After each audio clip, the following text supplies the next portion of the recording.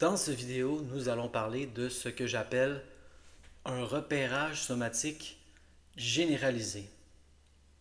Un repérage somatique généralisé. J'ai déjà parlé d'un repérage somatique pour les symptômes. J'ai déjà parlé d'un repérage somatique émotionnel. Dans cette vidéo-ci, nous allons parler d'une autre sorte de repérage somatique que j'appelle généralisé et qui ne fait plus aucune distinction entre les symptômes et les émotions. Il n'y a que des sensations qui émergent. Qu'est-ce que le repérage somatique généralisé? C'est différent, très différent du repérage somatique symptomatique. Dans le repérage somatique symptomatique, on focus sur un symptôme en particulier. Admettons qu'on a mal au genou gauche. J'espère que vous le savez maintenant, comment faire un repérage somatique. On ferme les yeux, on respire tranquillement.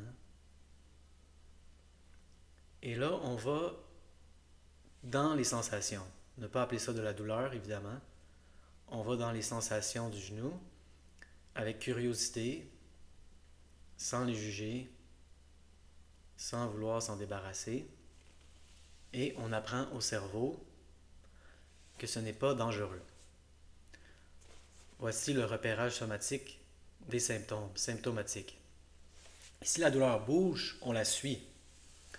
Mais d'habitude, on fait une douleur à la fois. Qu'est-ce qu'une douleur? Est-ce qu'elle a des limites? Ça devient un peu absurde.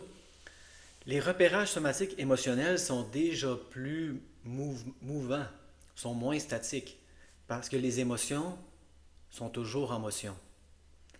Les émotions, c'est de l'énergie en motion. Les émotions bougent. Donc, il faut les suivre. C'est plutôt dans la poitrine. Et là,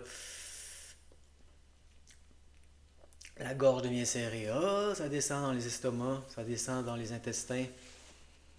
Il faut les suivre. C'est plus dynamique, les repérages somatiques émotionnels. La plupart des gens, comme je l'explique souvent dans notre société, sont très intellectuels avec leurs émotions. Je suis en colère. Comment tu sais que tu es en colère?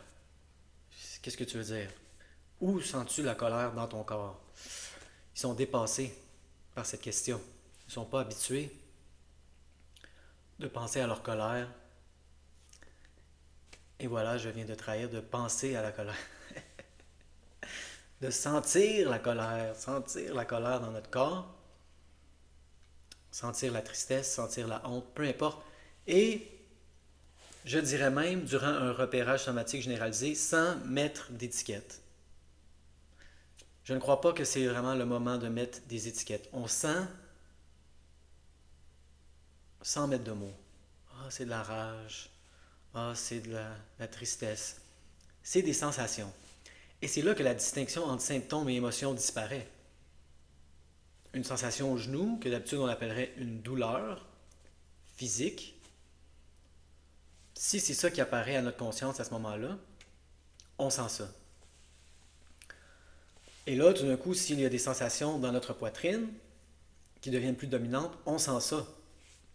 Donc, c'est différent du repérage somatique, symptomatique. Ça ressemble plutôt à une technique qu'ils appellent en anglais resting awareness. Je n'ai pas vraiment trouvé la traduction française, désolé. La conscience au repos. Le repérage somatique traditionnel ressemble plutôt à la méditation de base où on suit la respiration. La plupart des gens commencent avec la méditation en suivant la respiration. Et là, si on commence à penser à quelque chose d'autre, c'est pas grave, on revient à la respiration. Mais on focus sur la respiration. Dans la conscience au repos, resting awareness, on ne focus sur rien. On laisse les choses émerger. Et si on pourrait utiliser le mot focus, on focus sur la sensation dominante à ce moment-là. Donc, si on a une douleur au genou, il ne faut pas l'appeler douleur, si on a des sensations désagréables, inconfortables au genou, on sent ça. Et là, tout d'un coup, il va y avoir quelque chose qui se passe dans notre poitrine. Peut-être de la frustration par rapport à la sensation au genou. sans mettre d'étiquette. Ah, on pivote à la sensation dans le torse, dans la poitrine, mais toujours évidemment, et c'est là que c'est la même chose qu'un repérage somatique, symptomatique, toujours avec curiosité, sans jugement, évidemment, sans vouloir s'en débarrasser, et toujours dans l'esprit que tout ce qu'on ressent est bien et correct. Tout ce que je sens est correct. Il n'y a rien que je sens qui n'est pas correct, qui est mal. C'est vraiment ça qui opère l'élimination des symptômes dans le cerveau. Maintenant, quelqu'un pourrait dire, en quoi est-ce différent d'abord de la méditation, de la conscience au repos, de resting awareness? La clé pour moi, et c'est là que c'est extrêmement différent, et vous dites, ah, c'est peut-être pas une grande différence. La différence est énorme. J'ai rencontré tellement de gens qui ont fait cette technique de méditation sans être capable d'éliminer les symptômes chroniques. Donc pourquoi cette technique marche? Parce qu'il y a une différence cruciale, et là je vais utiliser l'image la plus utile pour moi, c'est l'image du projecteur de cinéma. Pour que cette technique marche, selon moi, c'est très important de ne pas voir ces sensations-là comme venant du corps. La sensation ne vient pas de mon genou. La sensation ne vient pas de ma poitrine, de mon torse. Tout vient du cerveau. Voyez votre corps comme un écran de cinéma et voyez votre cerveau comme le projecteur. Le projecteur envoie des images sur le corps, projette des images sur le corps. Ça ne sert absolument à rien d'intervenir au niveau de l'écran. Il ne se passe rien au niveau de l'écran.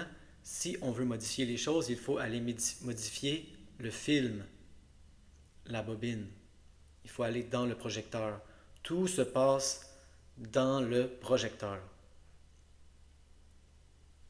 Gardez toujours cette image en tête ou une image équivalente qui vous aide autant ou sinon plus dans les repérages somatiques, surtout généralisés. C'est vraiment ça la clé.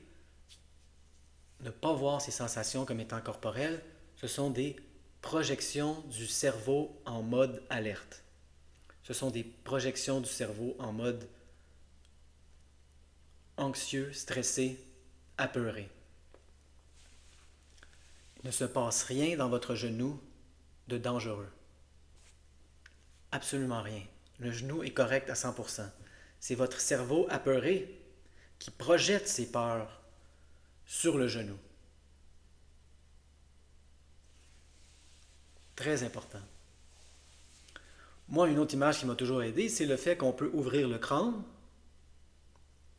On peut aller jouer dans le cerveau directement.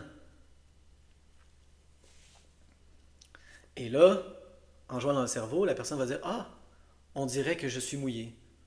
Ah, tiens, on dirait que quelqu'un cuit un gâteau. Il n'y a pas de gâteau qui est en train de cuire. La personne n'est pas mouillée.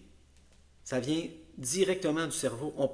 Le cerveau peut créer n'importe quelle sensation dans le corps à n'importe quel moment.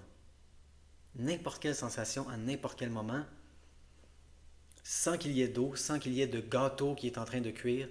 On peut y aller directement par le cerveau. Donc, c'est le cerveau qui projette ses peurs sur votre genou. C'est très important de garder ça en tête pour que le repérage somatique généralisé fonctionne, à mon humble avis. Moi, c'est ça qui marchait pour moi. Et je voyais de plus en plus ces sensations-là comme des choses accumulées, qui avaient besoin d'être brûlées. C'est une image que j'utilise souvent. Ou peut-être une image qui peut vous aider plus, c'est l'image d'un barrage qui est là depuis des années. Les choses se sont accumulées. Et là, pour la première fois, vous sentez ces choses-là. Vous ouvrez le barrage. Il va y avoir une inondation. Il y a eu une accumulation. Et là, enfin, dites-vous ça, enfin, Je brûle ce qui s'accumule, hein? Je passe ce qui s'accumule depuis des années. C'est bon pour moi. C'est bon pour moi sentir ces choses-là. Le barrage est brisé, l'eau passe. Peu importe l'image que vous êtes, le feu est pris, ça brûle, ça brûle, ça brûle. Tout ce qui s'accumule brûle. Et bientôt, il n'y aura plus d'accumulation. Et les choses vont couler normalement. J'ai fait ces types de repérage somatique principalement avec Jim Prusak. Et lui, il a plusieurs noms pour ça. Purifier votre douleur, Purifying Your Pain. Mais principalement, j'en écoutais un qui durait 20 minutes et qui s'appelait Laisser aller et laisser venir. Et c'est ça le but. Ne plus avoir de barrage, ne plus accumuler. On laisse aller, on laisse venir, on laisse venir, on laisse aller. On ne bloque pas les choses à l'entrée. Les choses veulent entrer, on les laisse entrer. On ne retient pas les choses à la sortie. Les choses veulent sortir, on les laisse sortir. Les gens bloquent et retiennent constamment. Souvent, ils bloquent les sensations négatives. Je ne veux pas de ça, je les bloque. Et ils retiennent les sensations positives. Ah non, ça c'était le fun, je vais le garder, je vais le garder. C'est fini. Laissez-le couler, laissez-le passer, ça s'en va. Il faut que ça coule. Il ne faut pas qu'il y ait de blocage, il ne faut pas qu'il y ait de retenue. On laisse entrer sans bloquer, on laisse partir sans retenir. Et voilà, je crois que c'est un bon résumé de ce que j'appelle le repérage somatique généralisé et que Jim Prusak appelait dans ses vidéos de 20 minutes laisser venir et laisser aller. Laisser aller, laisser venir, laisser, lâcher, lâcher prise, laisser aller.